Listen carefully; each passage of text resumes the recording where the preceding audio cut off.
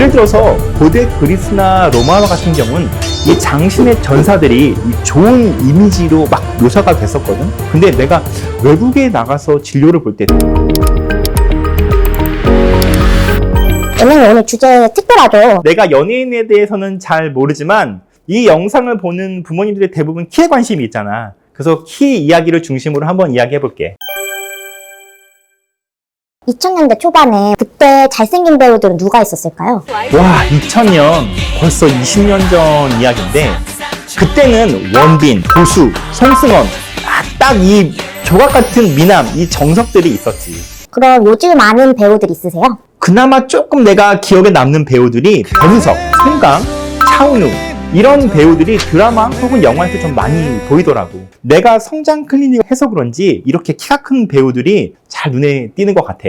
K문화가 엄청 유행하고 있잖아. 그래서 내가 외국에 진료를 나갈 때 보면 이런 배우들 때문에 한국 사람들이 다 키가 큰 줄 알고 있더라. 참 재밌어. 원장님, 그럼 미남의 조건이 시대에 따라서 어떻게 바뀌고 있는 건가요? 2000년대 초반에는 이 정석 미남 이렇게 표현하는 경우가 있었어.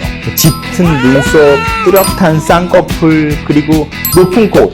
약간 유럽 사람 같은 느낌? 이런 사람들이 좀 미남이다 이런 기준이 있었지. 근데 요즘에는 그렇게 보는 것 같지가 않더라고. 정말 다양한 모습을 가진 매력적인 사람들이 다 미남으로서 기준이 들어간 것 같은데 여기에는 고양이상, 저 사람은 강아지상 이렇게 딱 독특한 매력을 가진 사람들이 미남으로서 인정을 받는 것 같고 이 키가 특히 더 중요한 것이 된 것 같은 느낌이 좀 들어.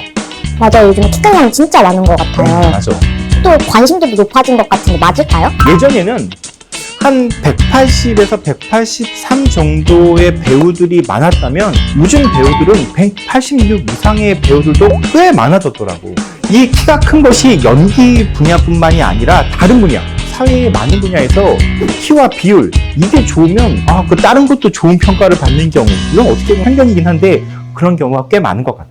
옛날에 비해서 이렇게 관심이 많아진 이유가 무엇일까요? 예를 들어서 고대 그리스나 로마와 같은 경우는 이 장신의 전사들이 이 좋은 이미지로 막 묘사가 됐었거든. 근데 내가 외국에 나가서 진료를 볼 때 특히 인도네시아나 중동과 같은 나라 이슬람 문화권에 가면 이 신체적 특성보다는 개인의 성격이 더 중요하다 이런 관점을 가지고 있어서 그런지 키에 대해서 부모님들이 별 관심이 없더라고. 하지만 사회 전반적으로 보면 미디어에서 비춰지는 그 외모, 사회적 인식, 일부는 편견도 있는 것 같긴 한데 키가 큰 것이 웰빙의 결과라는 그런 것들이 이렇게 복합적으로 작용하면서 키가 큰 것에 대한 선호가 더 커진 것은 맞는 것 같아. 그리고 또 한 가지 중요한 게 있는데 우리가 옛날에 못생겼어도 또 어떻게 할 방법이 없었지만 성형외과라는 수술이 나오면서 우리가 수술해서 노력으로 예뻐질 수가 있었잖아.